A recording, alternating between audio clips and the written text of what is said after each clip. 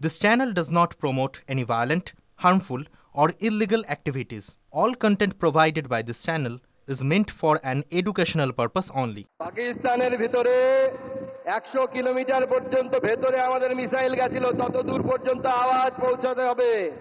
पाकिस्तान के अंदर तक आवाज पहुंचना चाहिए। भारत माता की, भारत माता की।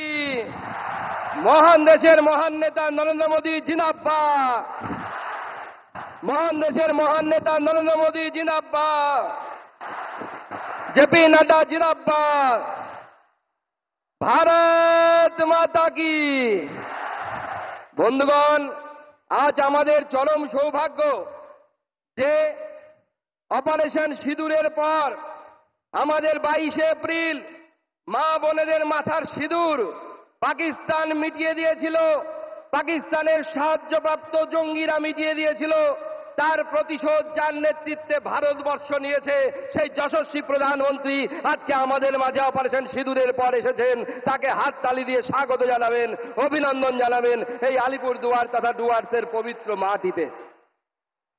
মঞ্চে উপবিষ্ট আছেন আমাদের লড়াকু বিরোধী দলনেতা মাননীয় শুভেন্দু অধিকারী মহাশয়, উপস্থিত আছেন আমাদের ন্যাশনাল জেনারেল সেক্রেটারি মাননীয় সুনীল বনশালজি এবং আমাদের প্রভারী সহপ্রভারী মাননীয় অমিত মালব্য মহাশয়, সম্মানীয় সাংসদগণ, লোকসভা এবং রাজ্যসভা প্রাক্তন কেন্দ্রীয় মন্ত্রী, বিধায়ক, জেলা প্রেসিডেন্ট এবং আমার সামনে হাজার হাজার সংখ্যায় বিজেপির কার্যকর্তা যাদেরকে আমরা দেখতে পাচ্ছি, যারা আগামী দিনে অপারেশন সিঁদুরের মতো অপারেশন পশ্চিমবঙ্গে মোদিজি সৈনিক হয়ে যারা তৃণমূল কংগ্রেসকে উৎখাত করে বঙ্গোপসাগরের জেলে ফেলবে, জলে গিয়ে ফেলবে, সেই কার্যকর্তাদের আমি অসংখ্য ধন্যবাদ জানাই।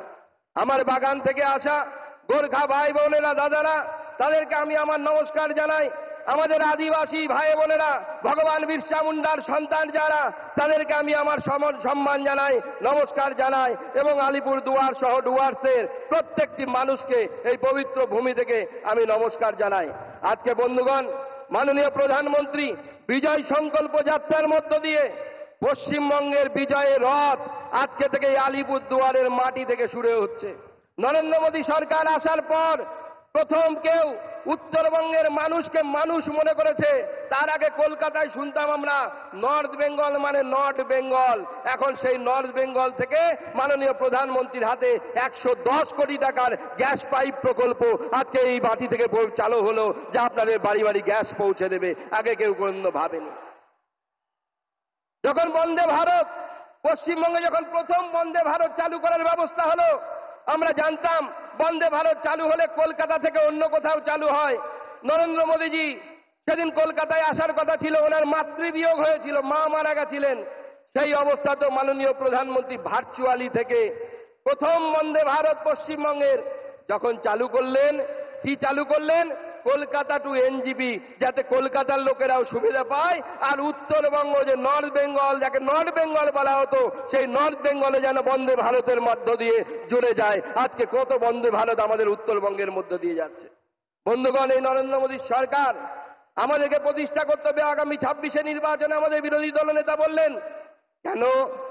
কারণ মনে করুন 22 এপ্রিল জঙ্গিরা এসেছিল পাকিস্তান থেকে, মাথার সিঁদুর দেখেছিল, মাথার সিঁদুর, গলার মঙ্গলসূত্র দেখে গুলি করেছিল। জিজ্ঞেস করেনি কে গোর্খা, জিজ্ঞেস করেনি কে ঝাড়খণ্ডের লোক, কে বাংলার লোক।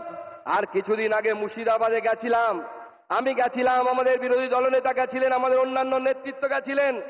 একটার পর একটা বাড়ি দেখেছি আমরা, পুড়িয়ে দেওয়া হয়েছে, ভেঙে দেওয়া হয়েছে। দোষ কি ছিল?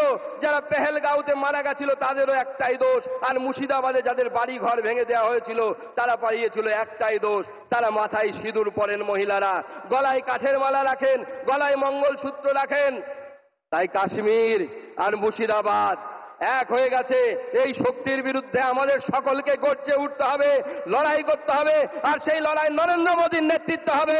26 আমরা মমতা বন্দ্যোপাধ্যায়ের এই জেহাদি সরকারকে উৎখাত করে বঙ্গোপসাগরে ফেলবো। সেই জন্য সবাই তৈরি হন, দুই হাত মুঠ করে আমার সাথে সংকল্প নিন, ভারতবর্ষের পতাকাকে উপরে তুলে ধরুন আর বলুন ভারত মাতা কি, ভারত মাতা কি, ভারত মাতা কি, জয় শ্রীরাম, জয় জয় শ্রীরাম।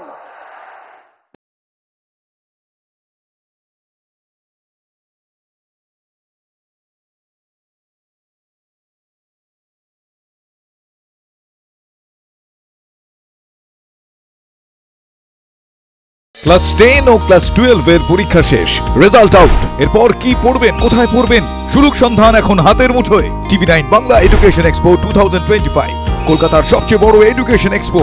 ডিগ্রি না ডিপ্লোমা, কোন কোর্স করবেন, কিভাবে প্ল্যান করবেন নিজের ক্যারিয়ার, সব প্রশ্নের উত্তর একটাই। TV9 Bangla education expo. একই ছাদের তলায় থাকছে নামকরা সব ইঞ্জিনিয়ারিং কলেজ, বিশ্ববিদ্যালয়, মেডিকেল ও management institution. TV9 Bangla education expo 2025, 31 May ও 1 জুন বোস ইনস্টিটিউটে, কলেজ মোড়, সেক্টর 5, সকাল 10টা থেকে সন্ধ্যে 7টা পর্যন্ত। এন্ট্রি একেবারে ফ্রি।